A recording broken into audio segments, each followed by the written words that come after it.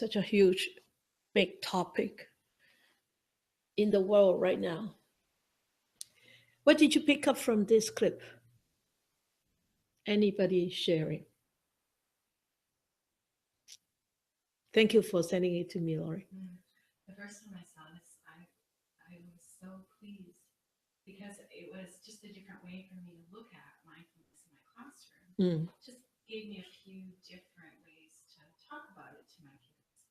And one of the things that I started the very minute I saw it was I started saying, remember to check in. Where's your mind right now? Yeah. And the kids would stop and they would actually go, what are you talking about? And we talked about it. And Yeah. it was such a nice jumping off place to talk. Yeah. The other thing that I really liked, okay, I could just talk. So the thing that she said about making that pathway in the brain stronger, well, I had the kids do a visualization. And I said you could be in tall grass, or some of them wanted to be in snow. And so they closed their eyes and they visualized making a path and then turning around and looking at that path and then walking back. And then we did it again. Yeah. And then we talked about what happened in the mind. Path. Yeah. Okay. Just in their mind. Yeah. And they all went, my path is getting bigger. Ah. It was so cool. It was very wow. cool. Yeah. I'm glad that you used the mind. Because that's what the mind is doing. It's not the brain that's doing. The whole clip, this is the second time I watch it. I watched it this morning when you sent it to me last night. I didn't pick that up, but now I pick it up because it's focused on the brain. It's the brain creating such mind, but it's really such mind creating such brain. That's how I see it. But because it's so scientific orientated, this clip is so scientific orientated, and I think that the scientists are so interested in exploring how this human brain change, the texture, the function, the power of this human brain would change are called with the development of mindfulness. So they actually, I think, I don't know in that sense, what do they mean by the brain? Is it the physical human brain that, that all this really wavy thing, or is really what we talk about, this mind thing? But in here, it seems that they focus. It's a wonderful clip. I think it's a wonderful clip, and it's a very inspiring clip. But I look at it from a Buddhist point of view, it's very different. So that's why I want to bring this up. It's a very serious topic. Okay, serious in the sense, it's not that I'm going to change the education system. No, I want people to understand the secular mindfulness and the so-called classical mindfulness. She used classical mindfulness, but I totally disagree. They are not teaching classical mindfulness. Sorry. I agree with you. I didn't want to say anything, but oh, you have to say anything. You have to say everything. This is a Dhamma sharing. I wrote an article because I was asked to.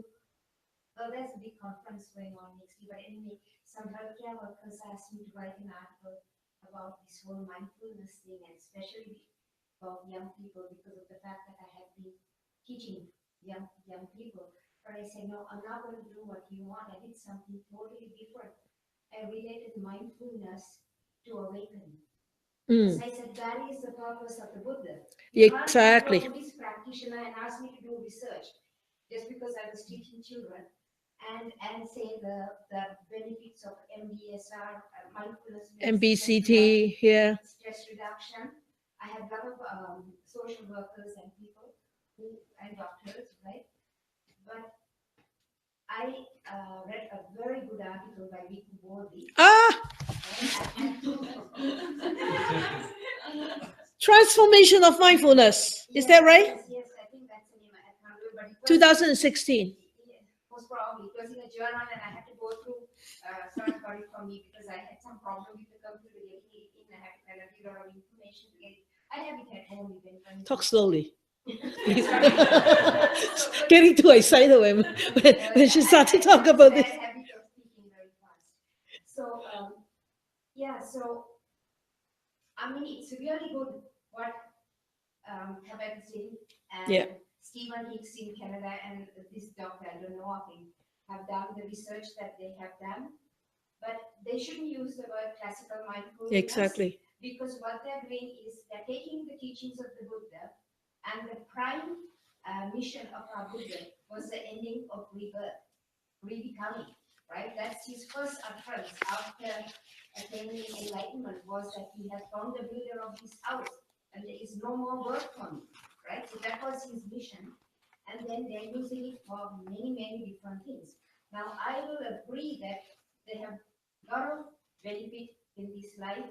I did some research of some papers where they had specifically said all the disorders that can be corrected by mindfulness, but they have dropped the ball on the other piece. Yeah. So I did this article, and if anyone is interested, it's only 6 pages because it comes to 45 minutes talk with 15 minutes Okay. question. So if anyone is interested, it's only 6 pages. I can send it, but then Bhikkhu Bodhis, I didn't want to say anything wrong about it because mine doesn't address that at all. I didn't want to say that what is being done is negative or anything like that. No, it's not negative. Right? It's No, not negative no, no. That mine focuses more on mindfulness and its correlation or its relationship to awakening, taking you from mindfulness to the ending of rebirth, rebecoming. That's what my article was. But I read that one, the one Bhikkhu Bodhi had written, where he has explained that the dangers of going that route and what would happen to the teachings of the Buddha in the future. Yes, yes, it's wonderful. It's a wonderful article. I didn't want to send it to you this morning, but I'm asking Eva to send it to you tonight, and so you can go through it. We can discuss it next week. But Bhikkhu Bodhi in this article is called Transformation of Mindfulness, where he actually introduced how he actually encountered mindfulness is when he was doing his degree in Claremont, and he met a monk, and they were talking about, they were discussing, and then he asked this monk to teach him some kind of meditation. So this monk taught him a meditation. Then eventually he found out that this actually Nyanaponika, yeah, and actually who wrote the heart of Buddhist meditation. So Bhikkhu Bodhi thought he was so fortunate to be able to, encounter such a great teacher. And then he went, he got ordained, and then he went back, to Claremont, where he actually belonged to he was with the Mahayana branch of Buddhism. The abbot was Yan Zhun Fasi, Venerable Yin Zhun. His Chinese is I don't understand. Okay, he has a very strong dialect. I don't understand. So he has a particular translator to actually translate his Chinese into Chinese. Okay. But you see, in Bhikkhu Bodhi's article, he was addressing this mindfulness. He said the teachings of the mindfulness, where Nyanaponika said, the fourfold applications of mindfulness is to the contemplation of the body, the feelings like Vedana, and the states of mind, Chitta, and mental phenomena, Dhamma. But this is, he said, when he experienced meditation himself, and then when he stayed in the Mahayana tradition, he noticed all these teachers, even though the Mahayana Buddhist teachers, even though they were practicing Mahayana Buddhism, which was quite different from the Theravadan early Buddhism path, but he found out that all the teachers, they do correlate mindfulness to the reference of the three refuges: the refuge in the Buddha, the refuge in the Dhamma, the refuge in the Sangha. And what Jana Ponica said, mindfulness is not just being mindful, it's the way of being mindful. That is a path. It's not just something that you do with your mind. It's a path of practicing mindfulness. So that's like a path towards the liberation. It's not just liberation, it's the path towards liberation.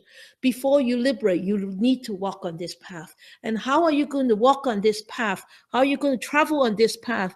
You have to relay yourself to the essence of the triple gem.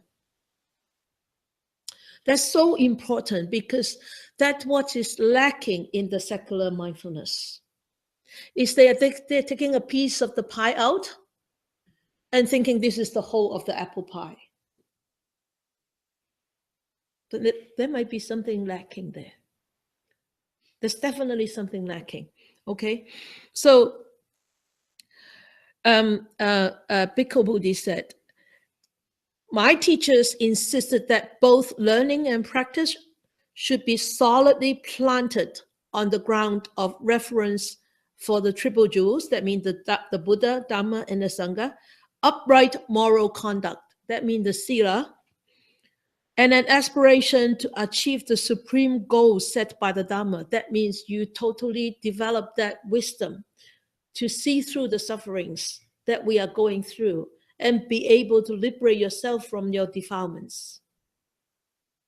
So that's the whole purpose of mindfulness. It's not just like, oh, I just cultivate, I just be mindful so that I get this peace of mind, I get quietude, I get calm, I get focused, I can do better, yeah, I can score higher marks, and I can be a loving person. Everybody loves me because I'm so calm.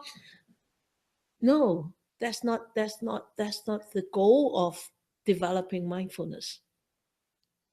So it is actually a serious matter right now in this we call this the degenerative era of the Dhamma.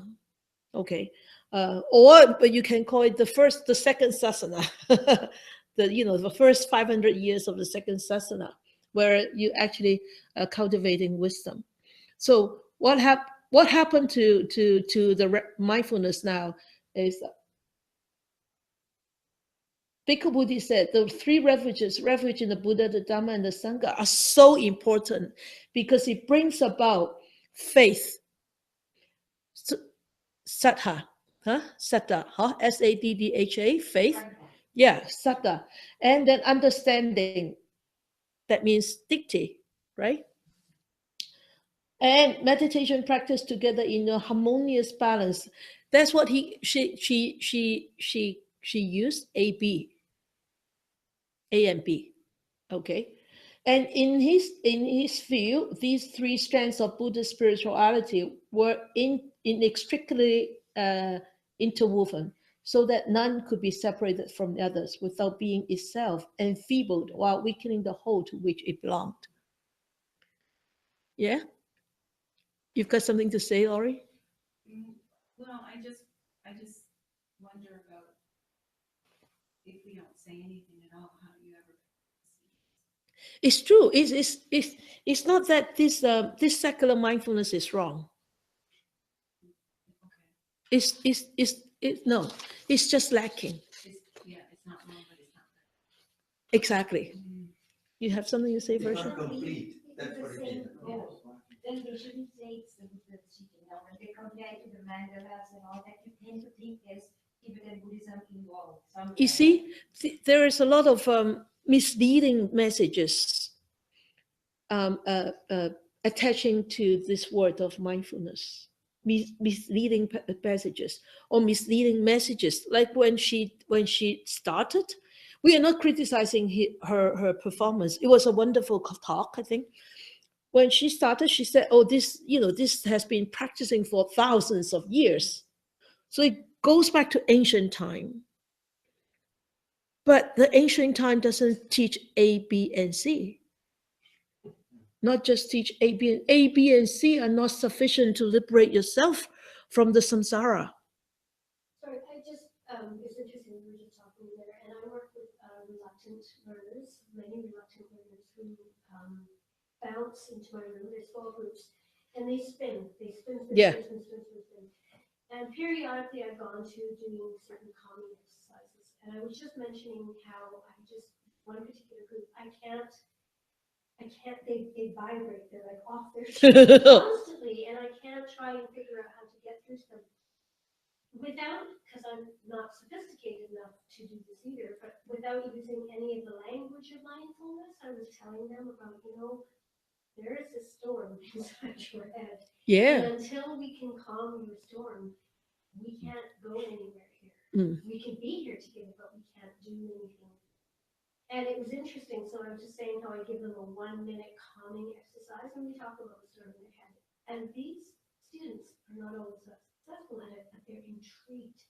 Yes. Because no one has taught. We tell them constantly, every day, focus, focus, focus, but we don't intentionally show them how to calm themselves. So I can see we have to start somewhere in schools, and I think if this is a strategy that is available, I'm certainly going to continue. Of course. Yeah.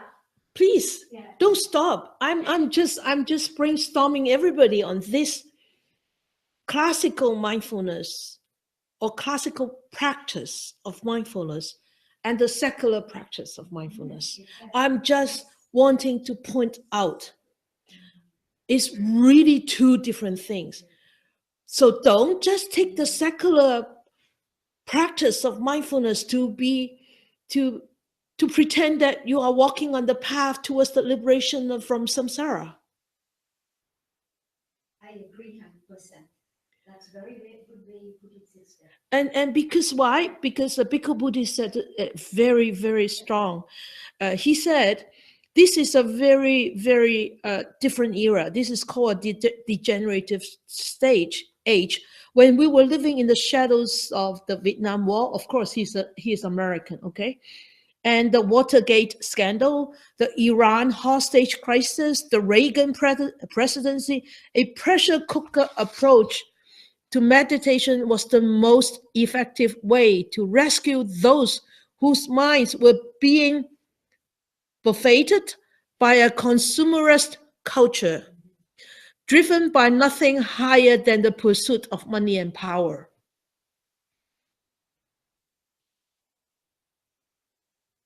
And you can see why he would say this. And you can see the trend of secular mindfulness. Where is this going to go? And he said a lot of things in here. And he said this mindfulness is just one part of the classical teachings of the Buddha being tapped on nowadays.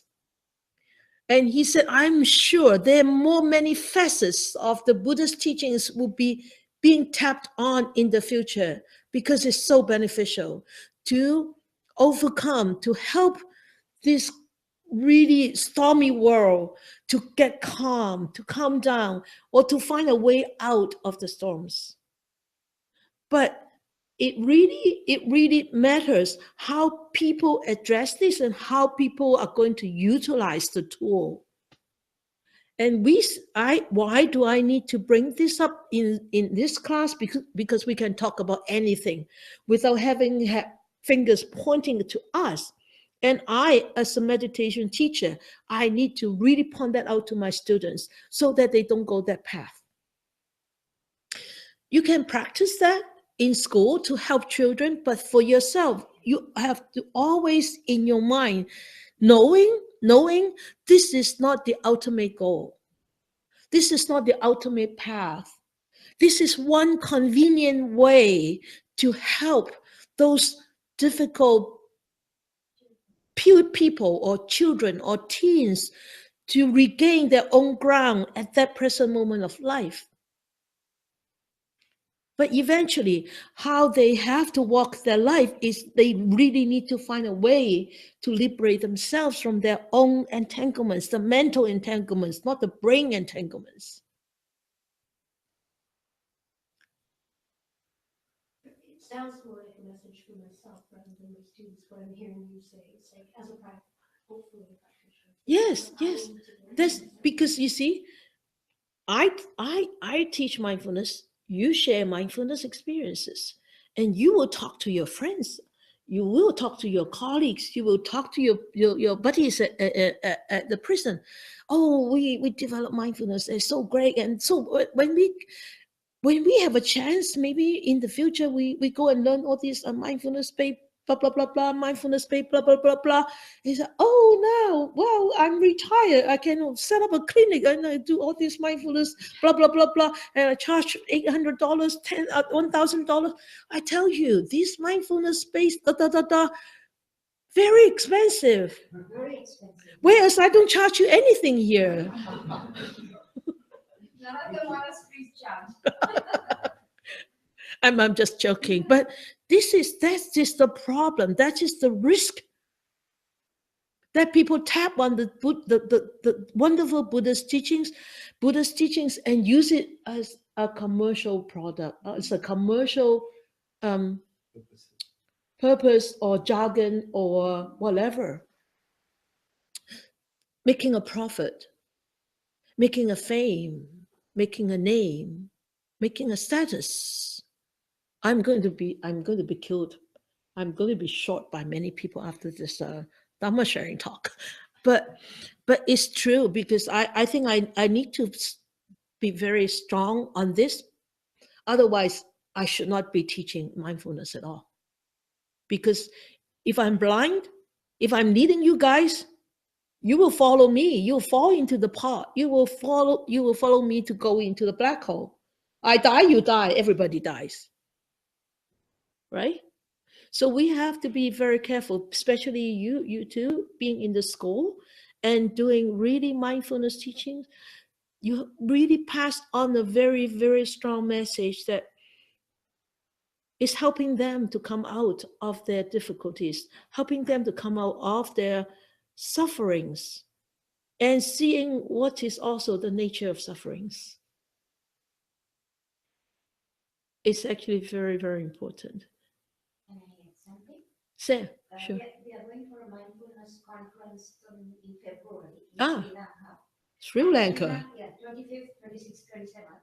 And the Is that where you're going to present your paper? well, I'm not presenting that yet. It's already written and it's out already. Okay. But Sri Lanka has already started mindfulness practice in this classroom. Winnipeg is pioneering it in Canada. So I was from Winnipeg, right? Because I was asked to teach, but I said I can't. I've already moved here. But they are pioneering this one, and it's done by the head priest in one of our leading monasteries for training meditating monks. So he's the top teacher there. He's one of my teachers too, and it's not the conference so much. I mean, they're bringing the students to go as one of the presenters to say how they have benefited because they've already introduced it. So in Sri Lanka now they're putting it into, they're trying to put it into all the classrooms for Christians, Muslims, and Buddhists. It's for all people, but it's using the teachings of the Buddha. So they haven't taken the Buddha out of the teachings, but it is for all students. Yeah. It's already being implemented, and this conference is international, but it's to bring it out to the bigger market. So I got a long time ago when they were developing it, a copy of the syllabus and everything, but I can't remember it.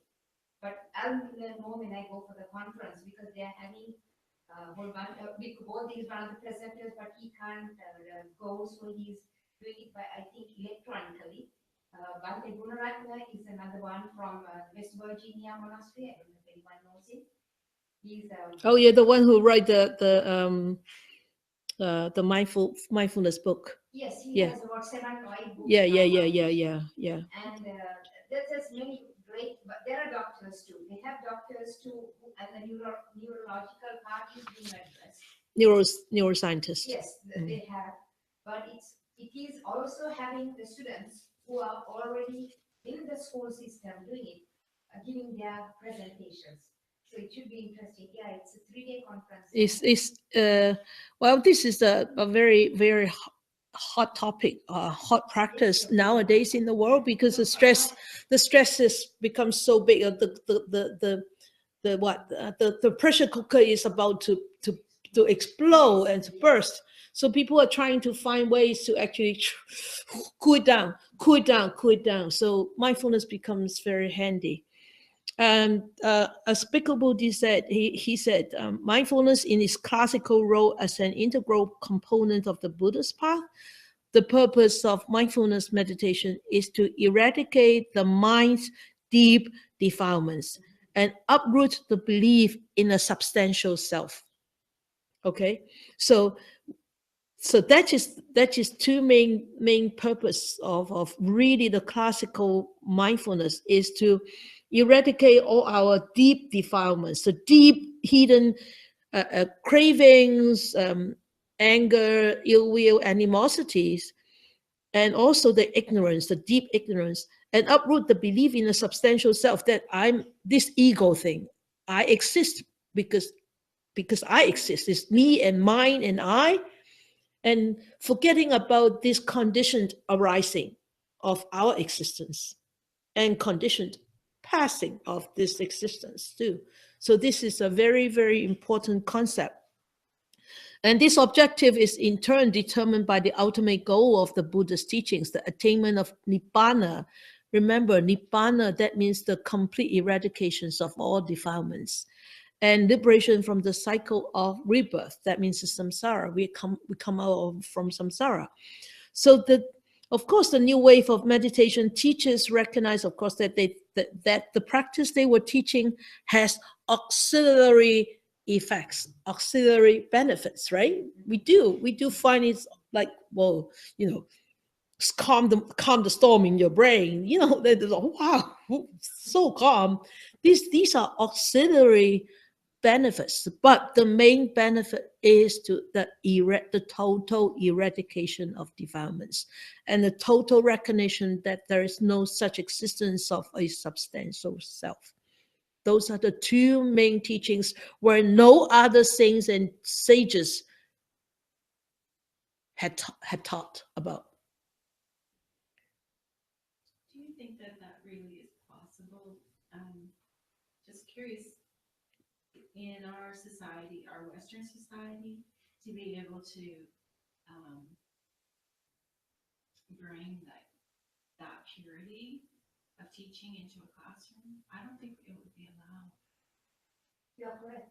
It will not be allowed, but then they shouldn't say that what they're doing is from the Tibetan tradition or the classical mindfulness. They should say that it's a modified version. And the way she was putting it, I thought she was going to even mention that these are the teachings of the Buddha and take it as the mindfulness that the Buddha taught, right? But it is not. The Buddha's name is never brought up. But this, never brought. But this is very dangerous. It's very dangerous. I don't think it's ever possible. I don't think it's ever possible. It's ever possible within this lifetime that we are able to see.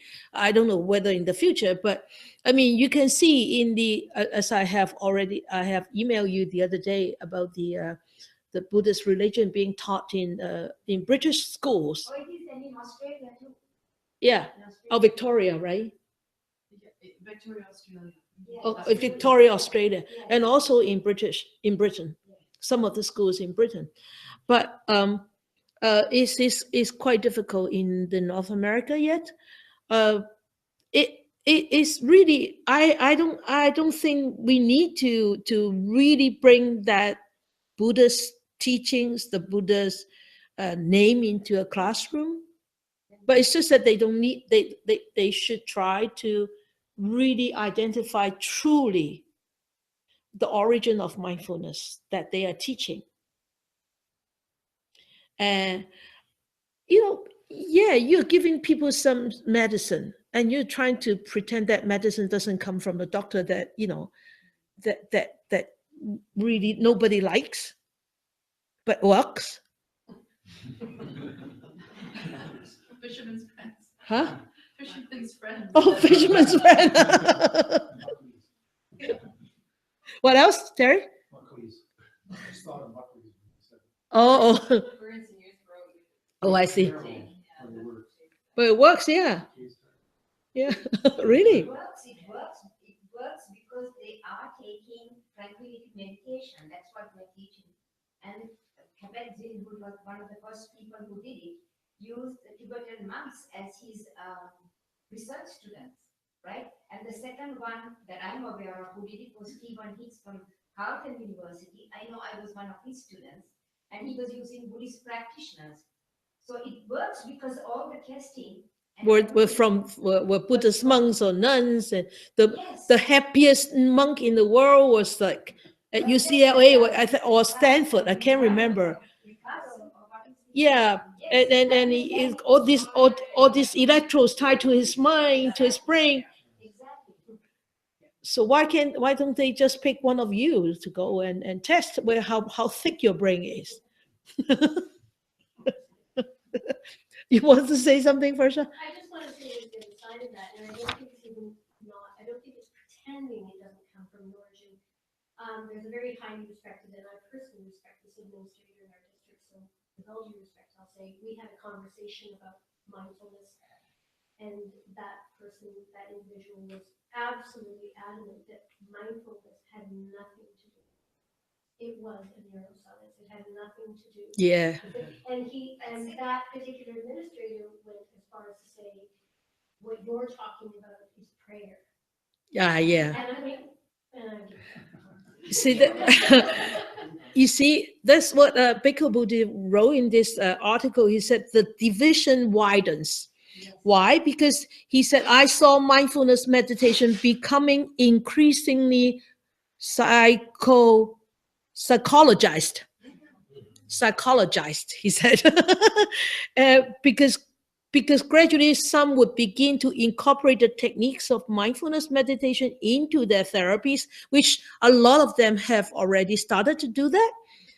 And until the boundaries between psychotherapy and contemplative practice would become permeable and new hybrids would appear. Already appeared. So, because from the realization that mindfulness could be used to help so many people suffering from chronic diseases, chronic illness, chronic pain, this new system of palliative care would take shape, already has. And of course, it's designed by this famous JKZ, right? So if Bhikkhu Buddha thought it wouldn't be too long before a next wave of practitioners to realize this ancient method has still more potential waiting to be tapped. So another aspect of the Greek Buddha's teachings would be tapped. And he said, these will really strip away the remaining tendrils that connected mindfulness to Buddhism.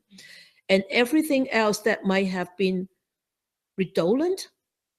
What does it mean by redolent? Redolent.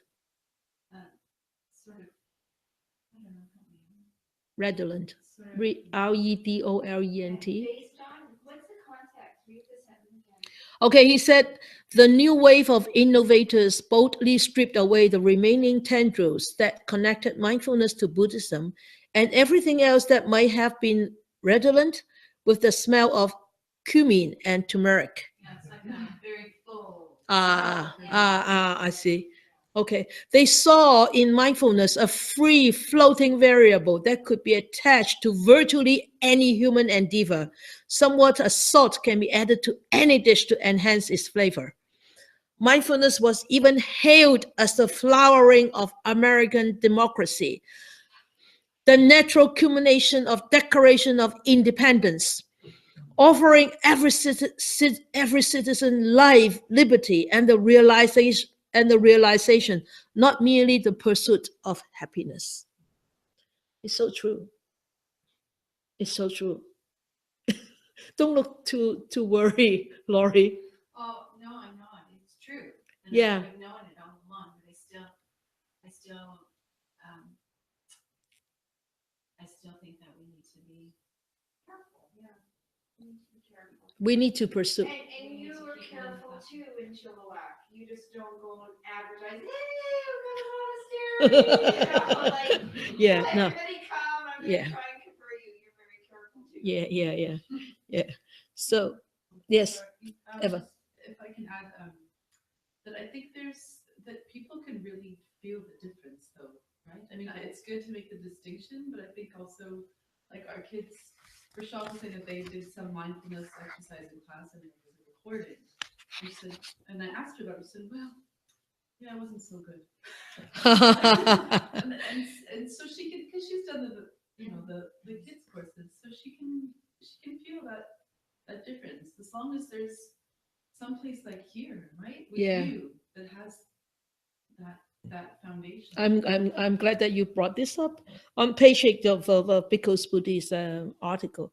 I'm just raising all these questions that we can actually discuss next week. He said, I believe that this shift in teaching authority played a monumental role in the revamping of mindfulness, and thus in extending it into new domains never found in the Buddhist traditions of Asia. In the Buddhist countries of Theravadan tradition, religious life revolves around the monks and the monasteries.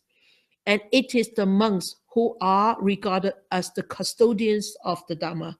But whereas in he mentioned, whereas in the West, because monks or lay teachers starting to be reborn or to be born into the civilization. So lay teachers, lay mindfulness teachers, lay meditation teachers, they become the custodians of the Dhamma. And that's the risk. And so he said,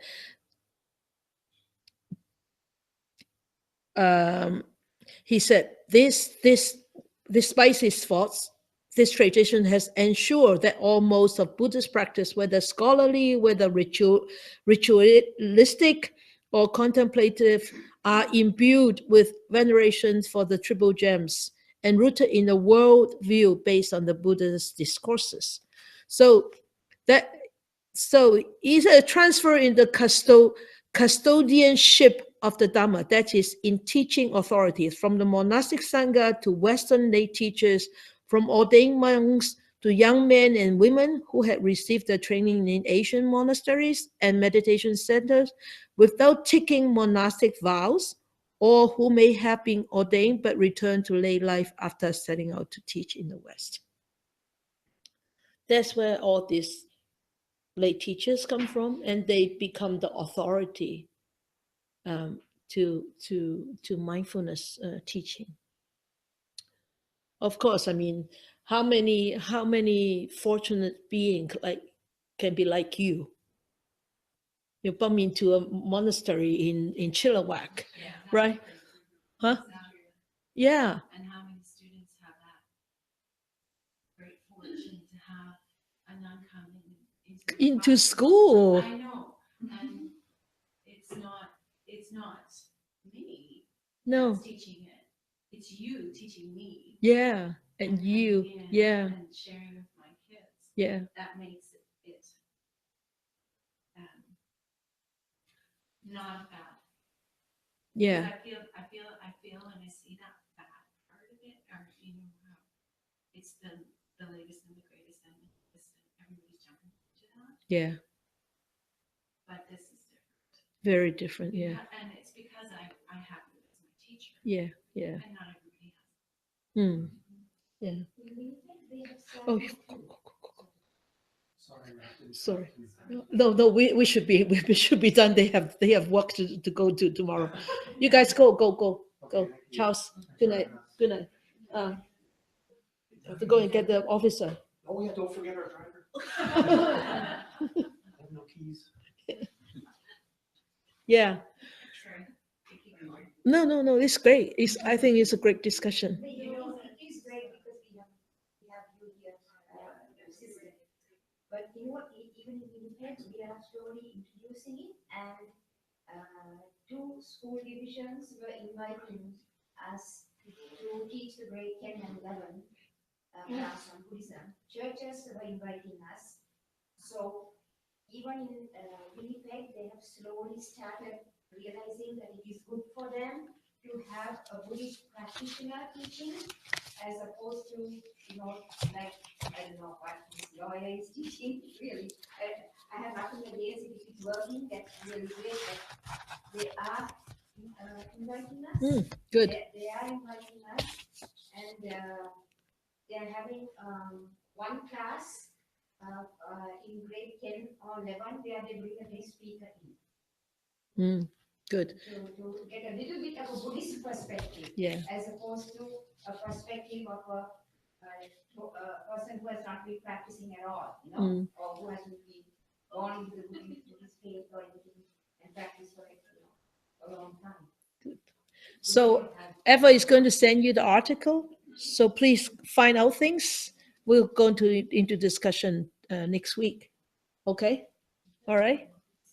I so appreciate you bringing this up because I just come back from a 10-day retreat and my boss and the other person like, why would anybody want to do that? You know, and then you try to explain something to them. So yes, it's very important. Yeah. And fortunately, I did mention they teach morality. Yeah. So Yeah. it isn't this thing. It's just A cult. bunch of groovy. Yeah, good. I just want to say that I really appreciate the stand you are taking on this as Yeah. a leader of Yeah. our community. Yeah. Because people like us, when you go and say the Buddhist label, you know, this is a racist, you know, you want to build walls instead of, you know, harmonizing the world, you know, Yeah. you know, they've been religion to this and all that stuff. Yeah. But someone like you, I can see that, you know, I'm sure you feel responsible for this in some ways. Oh, very, Yeah, so very. I think people will appreciate that. Yeah, I really appreciate it too, because I did this thing, and I'm going to send it. I'll send it to you. Yeah. Right? I did it because I couldn't stand it anymore. You know, when they're asking me to do it, right? I said, I'm a Buddhist practitioner. I can't do it.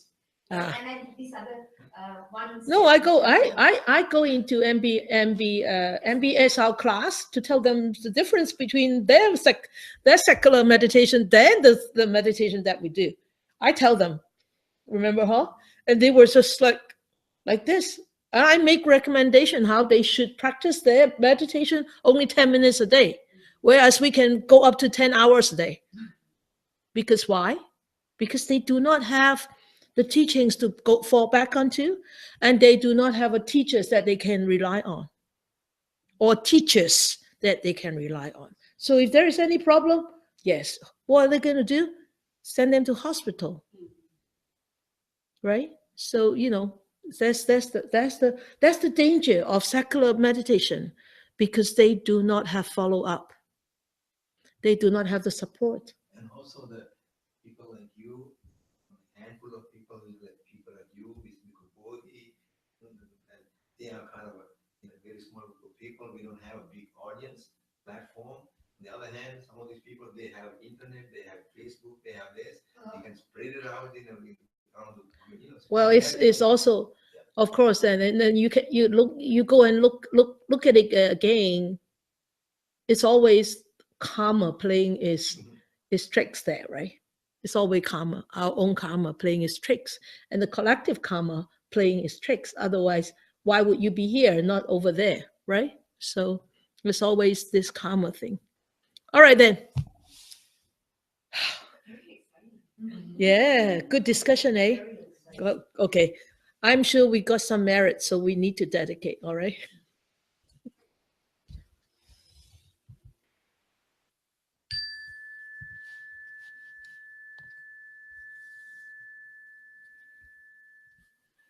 We bring our awareness back to this whole existence, whether it's the mental, whether it's the physical, and understanding this nature of existence.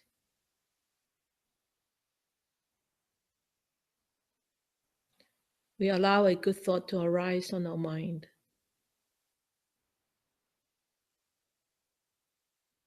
May the benefits that I gather be shared by all beings. All beings, human, non-human, visible, invisible, big or small, far or near. May they be free of enmity. May they be free of miseries. May they start to live in a world with brightness, warmth, experience this compassionate love, and be peaceful and be happy. May more and more people will encounter the words of the Buddha, study them, practice them, and liberate themselves from their own sufferings and be truly free and happy.